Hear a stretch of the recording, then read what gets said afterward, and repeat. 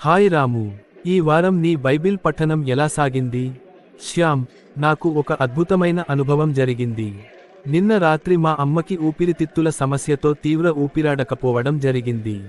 భయంతో వెంటనే ఆస్పత్రికి తీసుకెళ్లాం. డాక్టర్లు స్టెబిలైజేషన్ చేయడానికి టైం తీసుకున్నారు. ఓహ్, ఏం చేశావు ఆ సమయంలో? నేనెంతగా భయపడినా బైబిల్లో వాక్యాలు గుర్తుకు వచ్చాయి.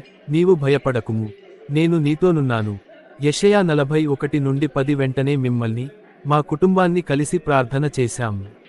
దేవుడిని కరుణించమని మొరపెట్టుకున్నాం. అప్పుడు ఏం జరిగింది?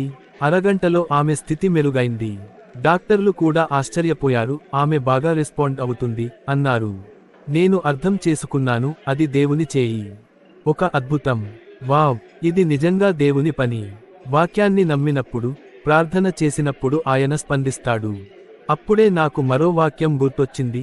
ప్రార్థనతో కోరినదంతయు నమ్మి పొందుదుమని విశ్వాసించుడి. మార్కు ఉదయం 11:24. ఇది నీ జీవితంలో బైబిల్ వాక్యాల వాడకానికి అత్యుత్తమ ఉదాహరణ రాము. నీవు భయపడకుండా విశ్వాసంతో నిలబడినావు. ఇది నా ఆధ్యాత్మిక జీవితం మార్చేసింది. ఇప్పుడు నేను బైబిల్ వాక్యాలను కేవలం చదవడం కాదు, నమ్మడం, జీవించడానికే కట్టుబడుతున్నాను. దేవుడు నీ జీవితంలో తన చలనాన్ని చూపించాడని స్పష్టంగా తెలుస్తోంది. మనం రోజూ ఈ రీతిలో బైబిల్ వాక్యాలను వాడకం లో పెట్టినప్పుడే జీవితంలో అద్భుతాలు జరగగలవు. ఏంటి రాము, చెప్పు చూద్దాం.